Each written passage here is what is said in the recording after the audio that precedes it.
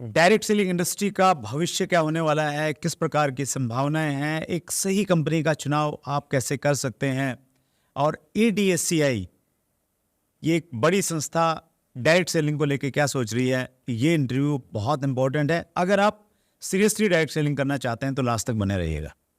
दोस्तों नमस्कार, आदाब, सत श्री अकाल। चैट विद सुरेंद्र वत्स के नए एपिसोड में आप सबका बहुत बहुत स्वागत है। जब भी हमारे यहाँ कोई मेहमान आने की खबर होती है, हम कमिंग सून का एक छोटा सा वीडियो डालते हैं और उसमें अक्सर 1000, 1200, 1500, 2000 व्यूज़ आते हैं। लेकिन ये वाला जब हमने कमिंग सून का एपिसोड डाला, इंट्रो वीडियो, 12,000 से ज़्यादा व्यू अब तक हो चुके थे जिस दिन हम लोग इसको शूट कर रहे हैं। शायद 300 से ज़्यादा लोगों ने कमेंट्स किया था नीचे। सो अंदाज़ा लगा सकते हैं कि वो किस प्रकार की शख्सियत होगी, कितनी बड़ी उनकी फ़ैन फॉलोइंग है, डायरेक्ट सेलिंग में लोग कितना उनसे प्यार करते हैं। सो आइए हम स्वागत करते हैं एक ऐसी पर्सनैलिटी का जिन्होंने डायरेक्ट सेलिंग इंडस्ट्री को और बेहतर बनाने का जिम्मा अपने कंधों पे लिया है। डायरेक्ट सेलिंग इंडस्ट्री की गंदगी को ख़त्म करना चाहते हैं, डायरेक्ट सेलिंग इंडस्ट्री को उस मुकाम पे देखना चाहते हैं जिसकी ये हकदार है। एक एसोसिएशन है जिसका आपने पिछले दिनों खूब सारा नाम सुना होगा, अखबारों में, न्यूज़ चैनलों में, ADSCI। जी हाँ, केंद्र सरकार ने डायरेक्ट सेलिंग इंडस्ट्री को दिया लीगल स्टेटस। डायरेक्ट सेलिंग की संस्था ADSCI ने जताया आभार। इस निर्णय को बताया आत्मनिर्भर भारत की दिशा में एक बड़ा कदम। Association of Direct Selling Entities of India के प्रेसिडेंट संजीव कुमार जी हमारे मेहमान हैं। संजीव सर, बहुत बहुत स्वागत है चैट विद सुरेंद्र वत्स में। Thank you sir, thank you so much. Surendra sir, सबसे पहले चैट विद सुरेंद्र वत्स हिंदुस्तान के डायरेक्ट सेलिंग के सबसे बड़े शो में आपने मुझे आमंत्रित किया, इसके लिए बहुत बहुत शुक्रिया। Thank you so much. Thank you so much Sanjeev sir. आपके शब्दों की बड़ी वैल्यू है। जब भी आप कुछ बोलते हैं तो पूरी इंडस्ट्री उसको बड़ी गंभीरता के साथ में लेती है, और आपने सबसे बड़ा शो बोला है तो आज तक लोग सीरियस नहीं ले रहे थे, तो आज वो सीरियस ले लेंगे। Thank you. जैसे मैं बता रहा था संजीव सर, आपके कमिंग सून के वीडियो पे इतने सारे कॉम्प्लीमेंट्स थे सर, 4 घंटे लग गए। और उससे मालूम चला कि आपको लोग किस अंदाज में प्यार करते हैं, किस रूप में आपको देखते हैं। कुछ पढ़ के सुनाता हूँ। तीर्थेंद्र तिवारी ने लिखा है, आ गया है वह समय जिसका था हमें इंतजार, आ रहे हैं डायरेक्ट सेलिंग के असली हीरो।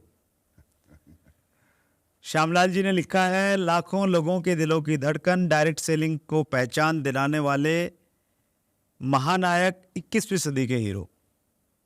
महावीर ने लिखा है, डायरेक्ट सेलिंग इंडस्ट्री को व्यावसायिक बिजनेस स्थापित करने वाले सदी के महानायक, गरीबों के मसीहा और ईमानदारी नेक नीति के साथ में लाखों लोगों के घरों में आयुर्वेद के माध्यम से खुशियां लाने वाले डॉक्टर संजीव सर, आपका दिल की गहराई से हार्दिक स्वागत है।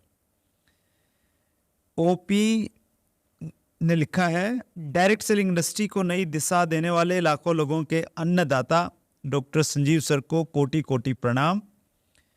अमर जायसवाल ने लिखा है, डायरेक्ट सेलिंग में भी मिस्टर संजीव कुमार जी एक महादेव का रूप हैं, जो इस इंडस्ट्री को खराब कर रहे उनके लिए सबक सिखाने के लिए खुद महादेव अवतरित हुए हैं इस धरती पर, संजीव गुरु जी के रूप में।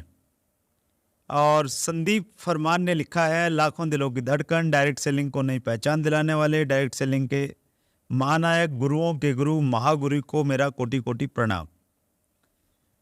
क्या खिलाते हो लोगों को?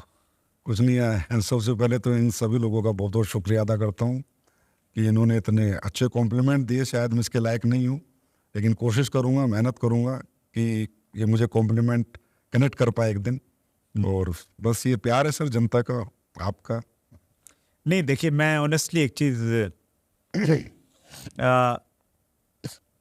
मानता भी उस चीज़ को, आपसे पूछना भी चाहता हूँ। मेरा तो धंधा ही है लोगों से मिलना जुलना, बातचीत करना। और बहुत सारे लोगों से मैं मिल चुका हूँ। और लेकिन जिस प्रकार आपने पिछले 4-5 साल में इंडस्ट्री में एक अलग पहचान बनाई है, इंडस्ट्री तो बहुत पुरानी है, 25 मतलब हमारे यहाँ पे ऐसे भी लोग आए हैं जो 28-30 साल से डायरेक्ट सेलिंग में काम कर रहे हैं, लेकिन आपने जो एक अलग पहचान बनाई, एक अलग छवि बनाई, वो आपकी व्यूअरशिप से दिखती है, आपके इंटरव्यू से, आपके कमिंग सून के उस 1 मिनट के क्लिप से वो दिखती है। तो ऐसा क्या संजीव जी कर रहे हैं जो दूसरे लोगों को फॉलो करना चाहिए? मुझे डायरेक्ट सेलिंग बिजनेस एक अलग एक ऐसा मॉडल लगता है कि जैसा मॉडल मुझे नहीं लगता कि दुनिया में किसी बिजनेस का ऐसा मॉडल है। ये एक बड़ी पवित्र सी इंडस्ट्री है। मतलब जो आज का समाज है, जो आज की दुनिया है, जिस हिसाब से लोग जी रहे हैं या एक दूसरे के साथ काम कर रहे हैं या एक दूसरे से काम करवा रहे हैं, लेकिन वो जो कनेक्शन, जो आत्मीयता, जो प्रेम, जो भाव यहाँ पर मिलता है हमें, एक डायरेक्ट सेलर बनता है, बड़ा आदमी बन जाता है, लेकिन फिर भी एक छोटे आदमी से प्यार करता है, उसके घर भी जाता है, खाना भी खाता है। यहाँ गरीब अमीर की खाई नहीं है, जात पात की खाई नहीं है, यहाँ कोई छोटा बड़ा नहीं है, यहाँ सब सबकी भलाई की कामना करते हैं। तो ऐसा मुझे लगता है इससे बड़ा धर्म का और पवित्र काम शायद मेरे हिसाब से इस दुनिया में कोई नहीं है। तो उसी तरीके से इसमें पवित्रता होनी चाहिए, वही कमिटमेंट होनी चाहिए और वही सच्चा भाव होना चाहिए इस इंडस्ट्री के प्रति। तो मुझे लगता है दुनिया की भगवान ने सबसे खूबसूरत इंडस्ट्री बनाई है। तो सच्चा भाव, कमिटमेंट, सारी दूरियां मिटा के काम करें तो संजीव जी जैसी ख्याति प्राप्त की जा सकती है। नहीं, हाँ बिल्कुल, मुझसे भी बेहतर बन सकते हैं। That's great.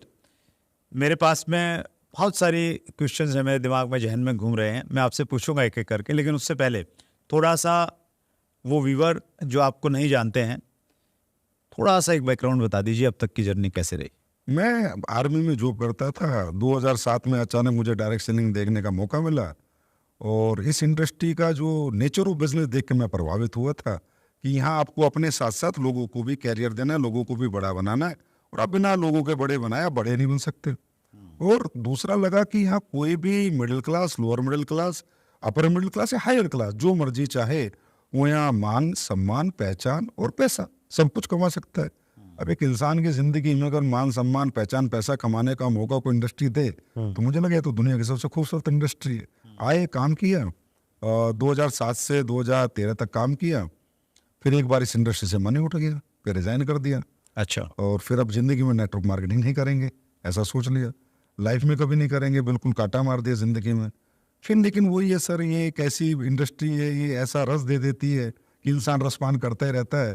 तो थोड़ा इसकी नॉलेज लेते रहे, ज्ञान लेते रहे, यार क्या सही होता है, क्या एथिकल होता है, क्या अनएथिकल होता है, क्या वाकई में इंडस्ट्री अनएथिकल है या ये एथिकल है। तो वो उस मझधार में फंसे रहे, लेकिन 2014 में उससे निकलने का मौका मिला, फिर 2014 से आज अपना काम कर रहे हैं। That's great, wonderful sir.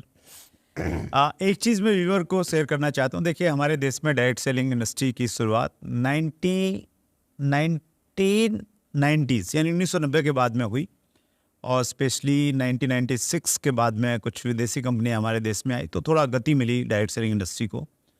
और डायरेक्ट सेलिंग की बात को रखने के लिए कुछ एसोसिएशन बनी हमारे देश में, वो एसोसिएशन काम करती रही और बहुत एक लंबा संघर्ष करना पड़ा।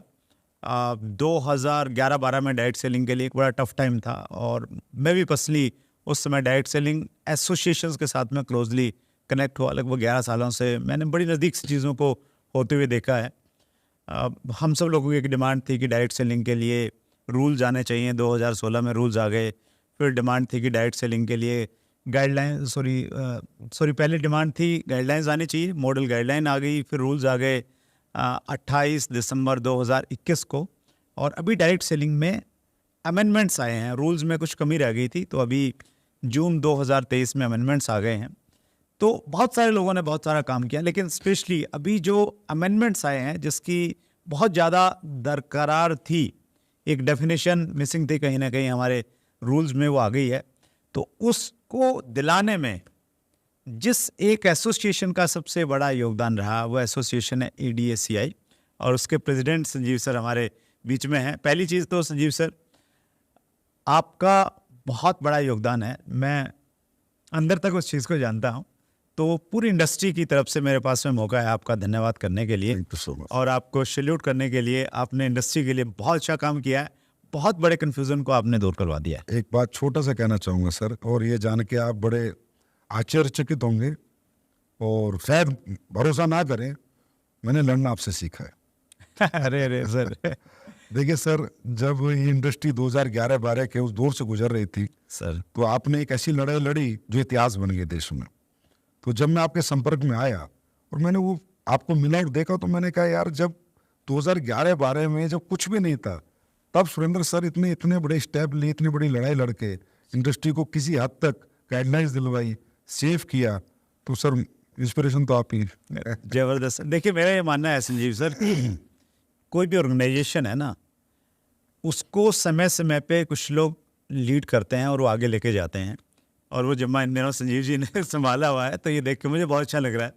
सो बहुत बढ़िया, बहुत सारी बातें करेंगे संजीव सर। ADSCI और दूसरे एसोसिएशन ने काम किया, लेकिन ADSCI ने लीड किया स्पेशली अमेंडमेंट्स को लाने में। आगे क्या प्लानिंग है? ADSCI अब गवर्नमेंट से क्या चाह रही है कि इंडस्ट्री के लिए क्या होना चाहिए? सर ADSCI चाहती है कि इंडस्ट्री को वही रेपो मिले जिसकी हकदार है, और इंडस्ट्री को हिंदुस्तान का हर आम नागरिक समझे।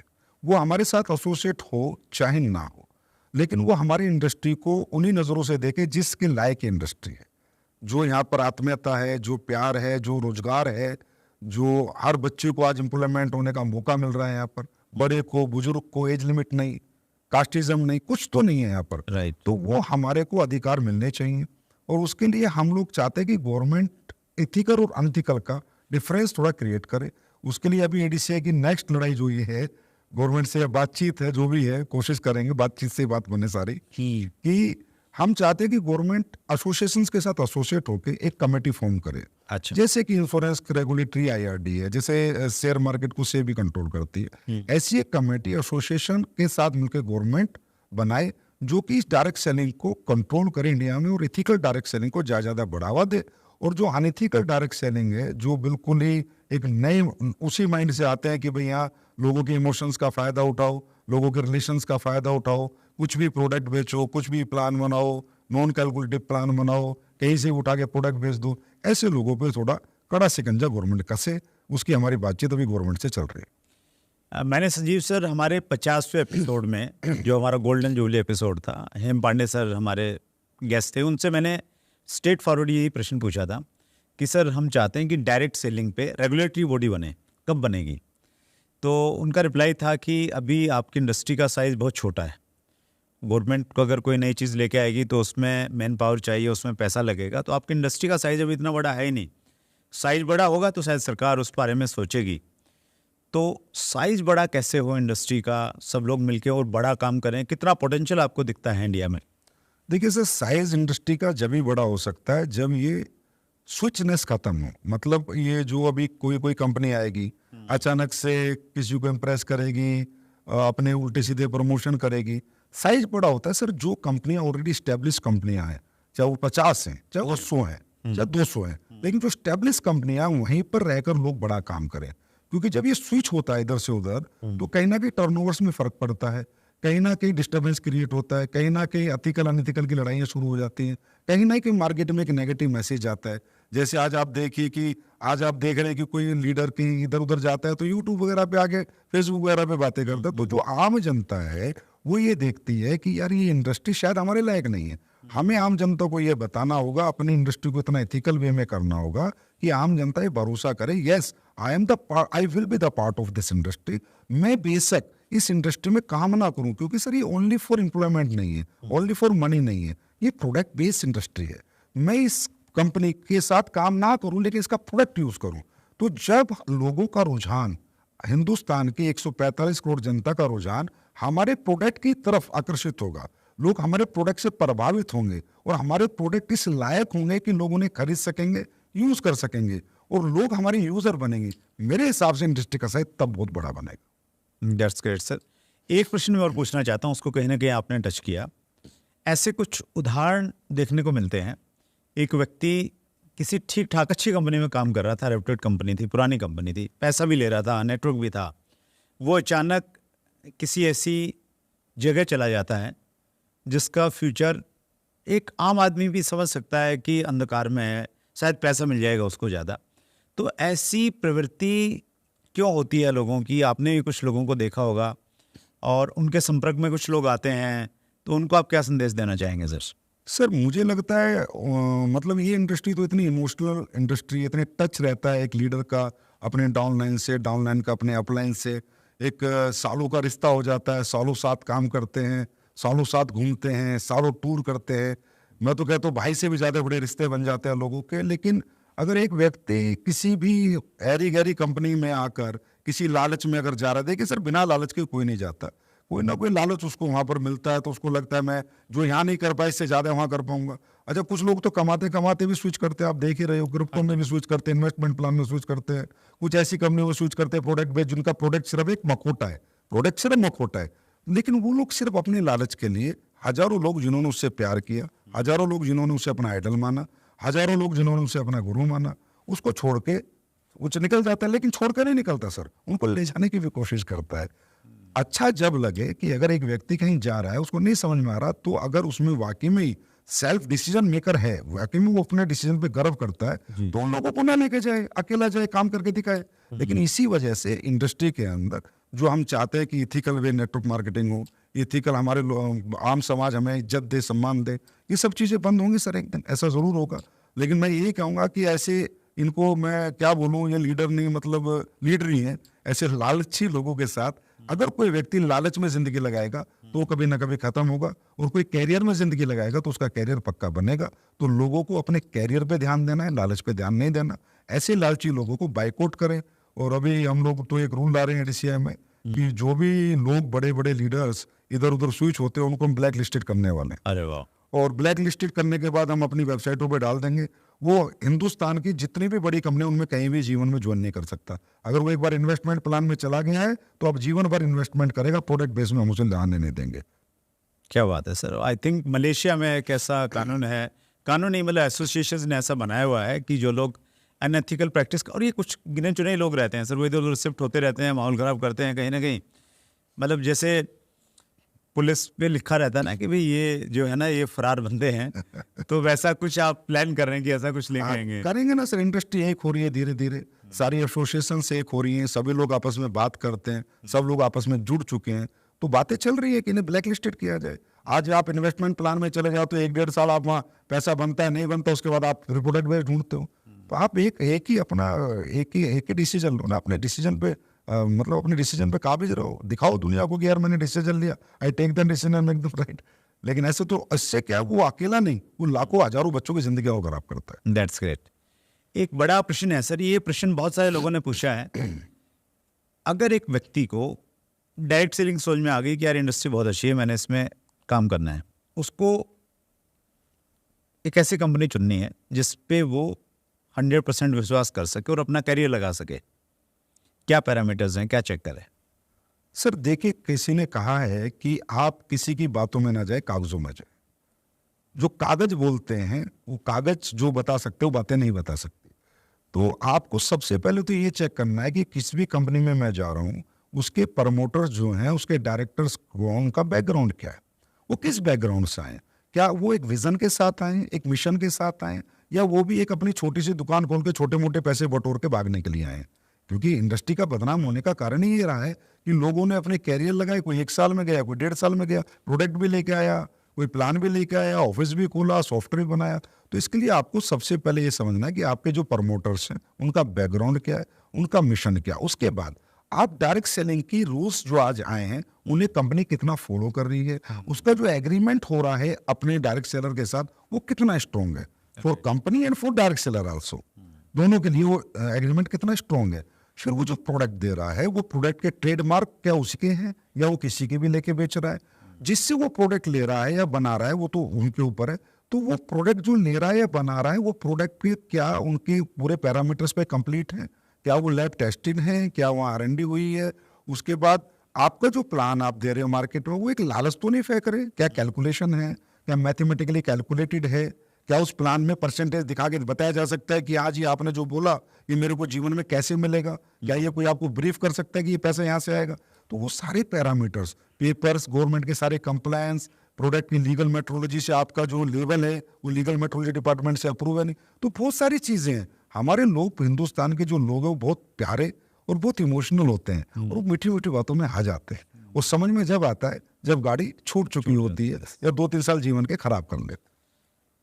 हमारे एक मेहमान थे सर, सुनील गुप्ता, तो उनसे मैंने प्रश्न पूछा डायरेक्ट सेलिंग कंपनी कैसे चूज़ करनी चाहिए। उन्होंने कहा कि ये बहुत सीरियस काम है, और उन्होंने बताया कि जब मैंने ज्वाइन किया, उन्होंने लगभग 20 साल पहले ज्वाइन किया था किसी कंपनी को, उन्होंने कहा कि मैंने उस समय 1 साल लगाया कंपनियों को चेक करने में, कौन कौन सी कंपनियां हैं, क्या प्रोडक्ट है, क्या सिस्टम है, और उसके बाद मैंने डिसाइड किया।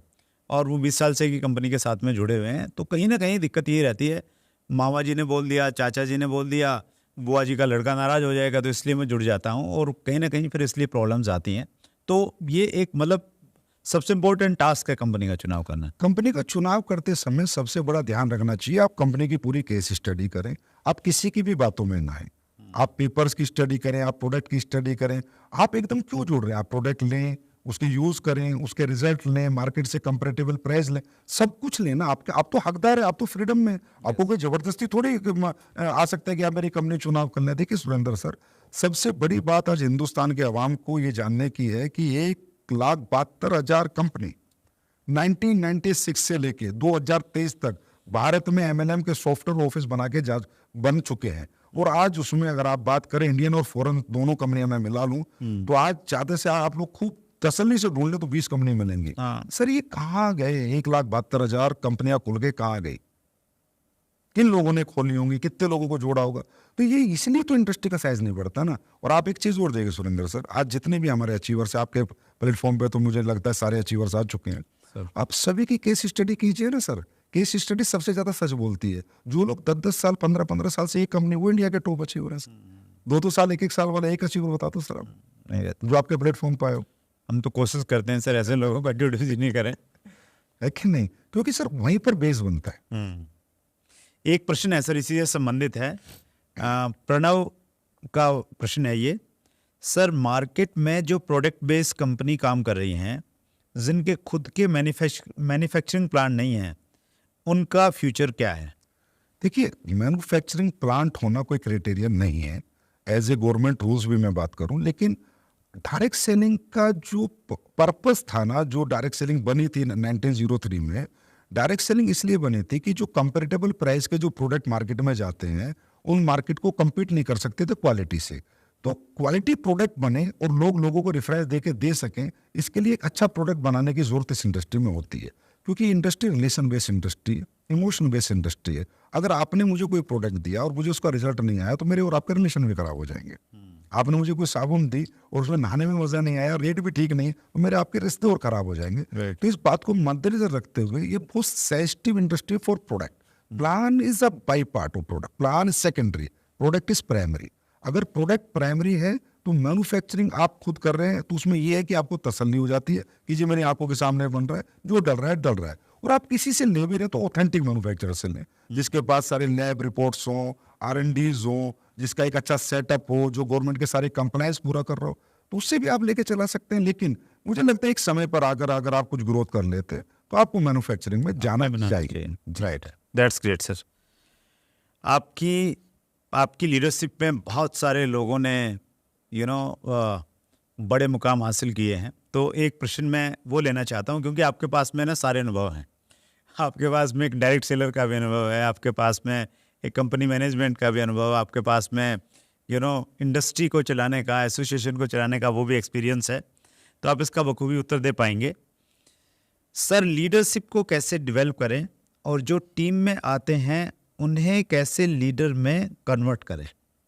देखिए डायरेक्ट सेलिंग में लीडरशिप में कैसे डेवलप करें, तो इस दुनिया में ना 2 तरह के लीडर होते हैं सर। एक मैन मेड लीडर होता है, गॉड मेड लीडर होता है। कुछ लोग ऐसे होते हैं जो बचपन से लीडर होते हैं, क्लास में मॉनिटर होते हैं, हर जगह मॉनिटर होते हैं, हर जगह नंबर 1 होते हैं, स्कूल के प्रेसिडेंट, स्कूल के कैप्टन होते हैं, फिर कॉलेज के प्रेसिडेंट होते हैं। ये होता है मैन मेड लीडर। तो हमारी इंडस्ट्री में वो 0.01% लोग हैं जो गॉड मेड लीडर है। यहाँ मैन मेड लीडर बनाने की जरूरत। तो लीडरशिप कब खड़ी होती है? लीडरशिप का सबसे पहला पैरामीटर है रिलेशनशिप, कि जब कोई आपके साथ एसोसिएट हो रहा है, आप उसके साथ अपने रिश्ते और व्यवहार कैसे रखते हैं। अगर आप बॉस का, जो इस इंडस्ट्री में बनता नहीं है, सीनियर का, ईगो का, ईर्ष्या का व्यवहार रखेंगे, तो आपके साथ कोई लीडर नहीं बनेगा, और जो होगा वो भी छोड़ के चला जाएगा। तो सबसे पहले आप उसके साथ एक मजबूत रिलेशनशिप डेवलप करें, उसके बाद एजुकेशन डेवलप करें। यहाँ पर सर के मोटिवेशन बेस्ड बिजनेस नहीं है। मोटिवेशन लाइफ में क्या होता है कि स्टार्टअप होता है, यार मुझे ये काम करना है, मुझे डॉक्टर बनना है, इंजीनियर बनना है, नेटवर्कर बनना है, मोटिवेशन है। अब इसके बाद एक प्रोसेस शुरू होता है, वो प्रोसेस कंप्लीट कराएं, तो वो प्रोसेस होता है एजुकेशन का। हमारी इंडस्ट्री में मोटिवेशन का अभाव नहीं है, बच्चों में इतनी मेहनत करने की क्षमता है कि वो 20-20 घंटे काम कर सकते हैं, अभाव है एजुकेशन का। तो एजुकेशन अगर आप लीडरशिप की एजुकेशन देंगे, इन्वॉल्व रखेंगे अपने साथ, उन्हें अपने साथ काम करा के एग्जाम्पल जनरेट करेंगे, होता क्या है, कहते हैं leader set an example. Leader पहले करके दिखाता है फिर करवाता है। तो अगर आप चाहते हैं यार मेरा लीडर फॉलो अप अच्छा करे, तो आप उसके साथ जाके फॉलो अप करें ना। आप चाहते हैं मेरा लीडर सेमिनार बहुत अच्छा करे, तो पहले सेमिनार करके दिखाएं ना, फिर उसको सेमिनार लेने का मौका दें। अब दिक्कत यहाँ पर क्या है, हीरो बनाना भी है और हीरो बनना भी है, तो दोनों चीजें नहीं हो सकती सर। अगर आप हीरो बनाने में विश्वास रखोगे तो लीडरशिप डेवलप होगी, और आप हीरो बनते ही रहोगे तो लीडरशिप डेवलप नहीं होगी, क्योंकि आप उनको मौका नहीं दोगे। आपको लगता है कि वो अच्छी ट्रेनिंग ले, तो उसको ट्रेनिंग लेके दिखाए, फिर उसको स्टेज दे दे, छोड़ दे, वो जैसा बोले बोलने देना, जैसा बोले बोलने दे, सेमिनार में जैसा बोले बोलने देना, बैठ जाए, बाद में जाके 5 मिनट में क्लोज कर दे, क्या हो गया, माहौल वही बन जाएगा। तो जो आपके अंदर डर है कि इसको स्टेज दूंगा, इसको नहीं दूंगा, इसको भेजूंगा, इसको नहीं भेजूंगा, ये डर आपकी लीडरशिप डेवलप नहीं होने देता। हाँ, मतलब हीरो बनना नहीं है, हीरो बनाना है। और दैट्स ग्रेट। गलतियां तो होंगी सर, जब आप जिम्मेवारी देंगे लोगों को, गलतियां करेंगे। हमने भी तो, सब लोगों ने गिर गिर के चलना सीखा है ना, तो वहाँ से भी मैसेज यही है। वंडरफुल सर, अद्भुत काम कर रहे हैं संजीव सर आप। और अगले इंटरव्यू में हम लोग और डिटेल में डायरेक्ट सेलिंग के बारे में थोड़ा बातचीत करेंगे। समय की लिमिटेशन है हमारे पास। एक बार फिर पूरी इंडस्ट्री की तरफ से मैं आपका एक बार फिर धन्यवाद करता हूँ कि डायरेक्ट सेलिंग के जो रूल्स में जो अमेंडमेंट्स आए हैं उसमें आपका बहुत बड़ा योगदान रहा। बहुत बहुत धन्यवाद Sanjeev sir. Thank you sir, thank you so much. Thank you.